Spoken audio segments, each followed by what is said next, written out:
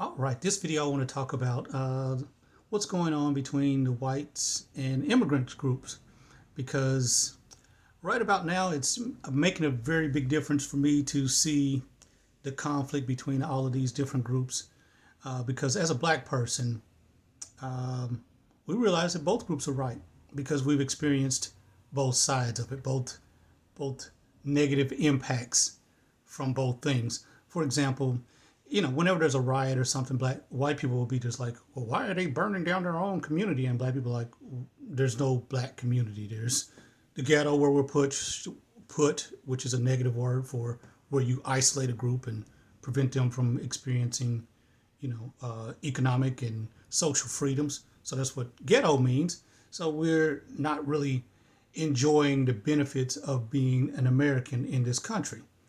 And then I'm laughing at the immigrants because, of course, they drank the Kool-Aid and believed that America was a fair and just meritocracy and the black people who weren't benefiting, who just lazy. And that wasn't really because of racism. They didn't blight it. They were here in college and driving a cab, so, they didn't want to hear about that. But now that Latins are poisoning the blood, and Muslim schools and hospitals are being blown to bits, and Haitians eat cats and dogs, maybe racism still exists. So, do immigrants change voting demographics? Yeah, that's why most white people are here. They were allowed in after slavery was abolished. These are the white adjacent groups, like the Irish and the Italians, the Eastern Europeans. They were brought in, of course, to prevent blacks from reaching equality and to maintain a white majority that worked against black progress 100 years ago. Now, were they in the country, without documentation? Yeah, they're literally called WAPs, without papers. So they went through the exact same process.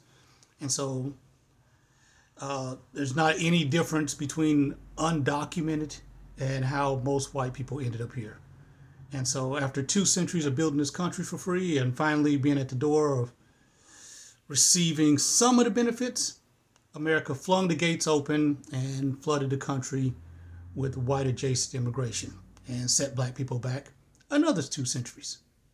So after that, we were lynched and burned for civil rights, and that opened the door to allow the floodgates to open for other groups to leapfrog us, such as the Asians, the Africans, people from Latin America, the Caribbean, who all thought, oh yeah, I'm here on a work visa for my family and sending money back to my family. So there's clearly no racism and lazy black people should just shut up.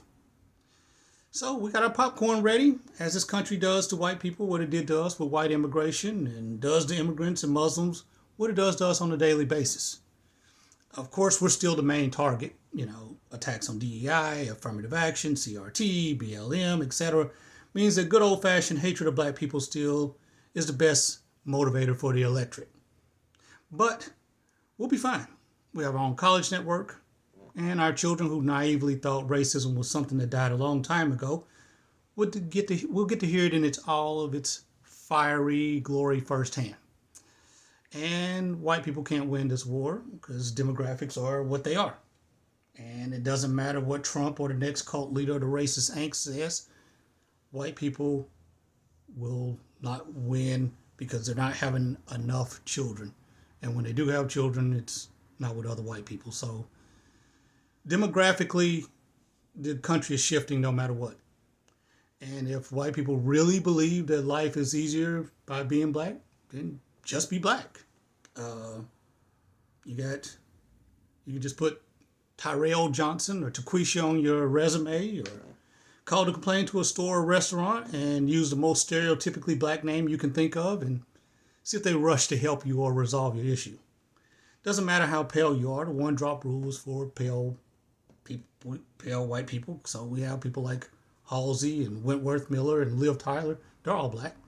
So start telling people you found out that you're black and see how things improve for you.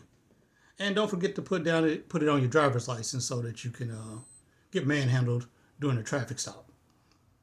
Have your resume skipped over, have your credit worthiness diminished. We don't have shorter life expectancy, higher incarceration rates infant mortality rates and poverty rates, etc., by accident. And yes, I know all the rationales. I heard them before you were even born.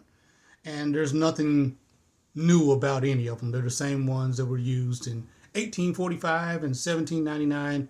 It's the same justifications and excuses for holding black people back. So I hope y'all enjoy being focused on each other, of white people complaining that people are coming here and taking up the jobs and getting resources that they worked and put into the pot and now are going to them, because that's how you got out of the pot and that's how you benefited and that's why you're here. Exactly the same way and the same reasons. And as for all the immigrants who don't understand that you're in this country because of what we're doing to your country, I hope you get a chance to learn as well.